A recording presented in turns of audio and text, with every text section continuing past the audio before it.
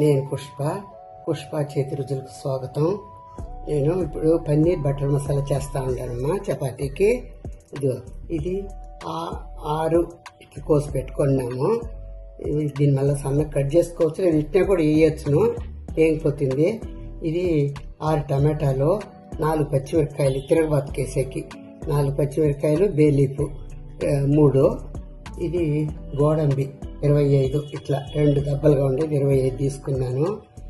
లవంగాలు 5, చెక్క ఒక ఇంచంత, ఇది జాపత్రి అంటారు కదా, జాజికాయ పువ్వు, ఇది అనానస్ పువ్వు 2 అంటే కొంచెం చిరిగింది, 2 యాలక్కాయలు, 2 ఇంచీల అల్లం కట్ చేసుకోండి, 1 తెల్లగడ్డ, 3 ఎర్రగడ్డలమ్మ పెద్దవి. ఇది కస్తూరి మెత్తి లాస్ట్లో వేసుకుంటాము. వెన్న ఇప్పుడు వెన్నలో వేసి ఇవన్నీ వేయించుకుందాం. ఇదిగోండి వెన్న వేసుకుందాము, వేయించుకోవాలి కదా. ఇంక వెన్న నెయ్యి కన్నా వెన్నే బాగుంటుందమ్మా.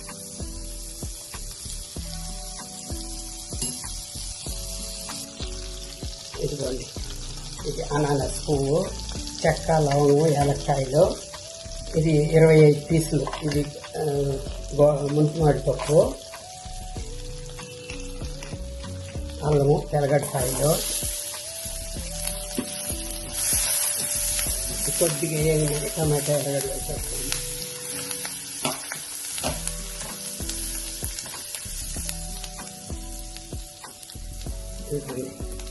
ఎర్రగడ్డలో 3 ఎర్రగడ్డలు పెద్దవి కట్ చేసుకోండి. ఇది మనకి గ్రేవీ ఇంకా ఎక్కువ కావాలంటే ఇంకా కూడా మీరు వేసుకోవచ్చమ్మా. నేను 1.5 ఉంది, ఇది పన్నీరు 1.5, 1 ఫుల్ 1 అర్ధం ఉంది వేస్తున్నాను. అందుకనేసి నేను చేసుకున్నాను, చాలు గ్రేవీ తక్కువ ఉంది అనేసి చేసుకున్నాను.